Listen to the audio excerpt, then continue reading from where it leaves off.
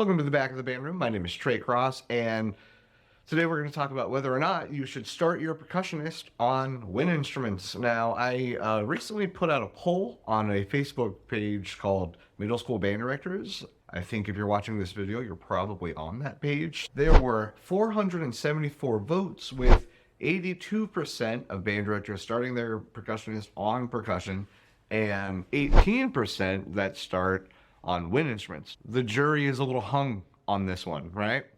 So before I jump into some of the comments and some of the arguments, here's what Dan Johnson has to say about starting kids on a wind instrument. I was surprised by this.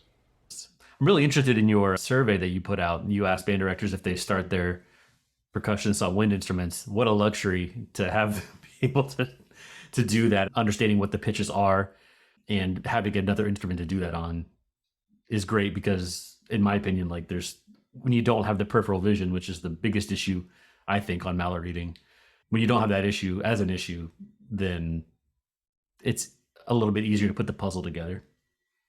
So he's of course absolutely right. There's a lot of things that make reading on a marimba or a xylophone or what have you a lot harder than reading on a wind instrument. You know, mainly the not being able to touch the notes thing. But we can overcome that if we're smart about it. In theory, because we don't need to learn new fingerings and our range is limited, we can technically progress a lot faster, but it usually doesn't work that way because the students don't stop looking down. Looking down is the reason they can't read. So there were quite a few comments. Here are a few of them, and you'll notice that a lot of them mention behavior issues. If you're a listener of the show, you know that I always ask my guests at the end of the interview what trouble they got into in the back of the band room. Well, before you were talking about my holistic approach and what kind of trouble have I gotten into? Well, I don't know. So what's some trouble you've gotten into in the back of the band room? So is there any trouble you've ever gotten into in the back of the band room? Oh, not that I'm going to tell you. Oh, that's funny. Man, I'm going to take the Bob McCormick. Whoa, recently or? Wow, you really put me on the spot. I gotta think. Nothing is coming to mind, but I'm sure that at some point, maybe I said something disrespectful to an elder. Oh gosh, we were a force of destruction. When I was in high school, there was a lot of like Guiro baseball. You know, all the stuff you're not supposed to. And then the band director notices all the pencils in the ceiling. And then this thing would ram into the rhythm really, really hard. And it was to the point where that metal frame had been pushed out. There's a number of them. I have to think of ones I can tell in Poland. I'm notorious for like switching the accidentals around when somebody's not looking. Like, I think we were on our way to punching out of the building itself. Terrible, stupid. And he goes, "What the hell are you guys doing back there? What's wrong with you guys?" Percussionists get into trouble. They're known for being rambunctious, and the reason isn't that they're rambunctious, it's that they're bored. If they're bored, you could be the problem. The easiest strategy is to have a percussion class.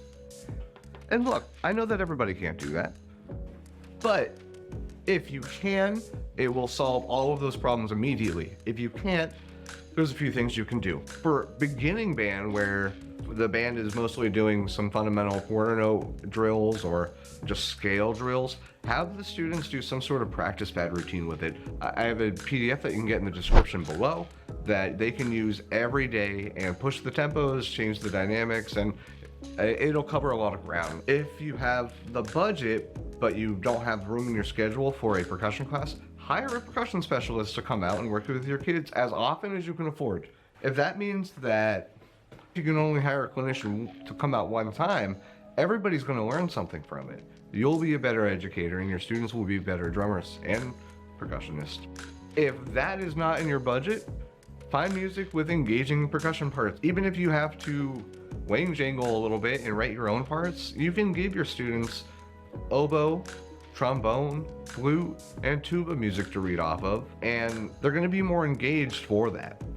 Another great idea is going to be to program some percussion ensembles.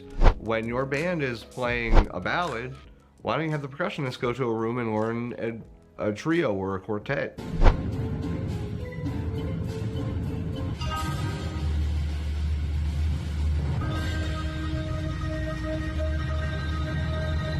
So the arguments for starting them on wind instruments, it teaches them how to read pitch and rhythm. That is true.